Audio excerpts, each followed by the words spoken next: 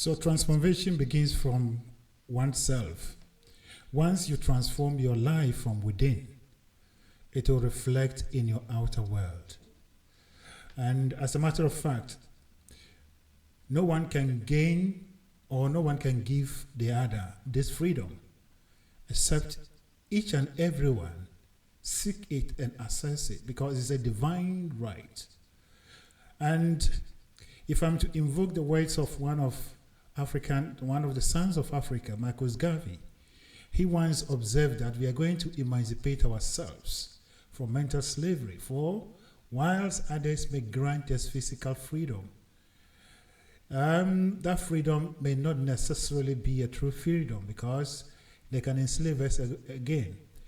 But they can actually give us the freedom in body. But if we are still in shackles in mind, then the freedom in body doesn't make any sense. And as a matter of fact, his works are more or less prophetic message to the people of Africa. Today, we claim to be independent, but as a matter of fact, we are not. We are not.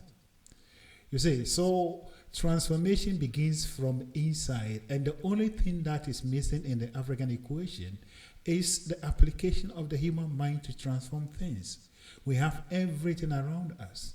Raw materials are not the first thing for development, but ideas are the major things that are needed. Raw materials only come to support the idea. You use the raw material to translate the idea from the non-physical into the physical.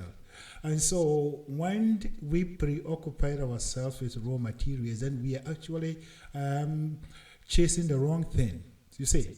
So transformation begins from one side, oneself, and it begins with the mind.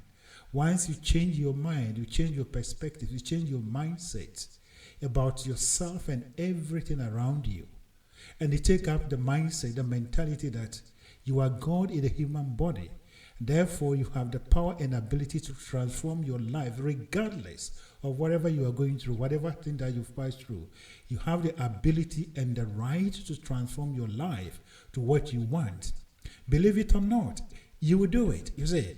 And so freedom is not actually something that is granted physically. If you are given freedom physically and you are not mentally developed, the person can actually capture you later on.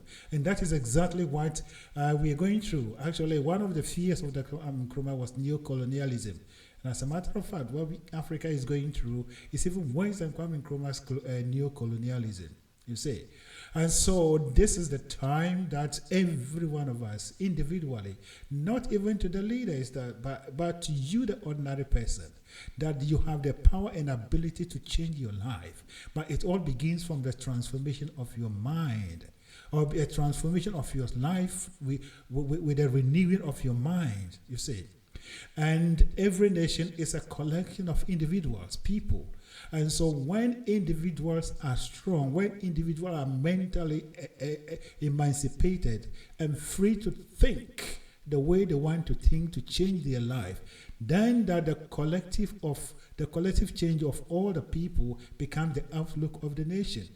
And so what we ought to do and what ought to be done as Africans for us to be recognized, or for us to actually be experience what we call development, is the transformation or the renewing of the African minds. And that is the complete change in mindset. The mindset from being a victim to the mindset of being a deliberate creator.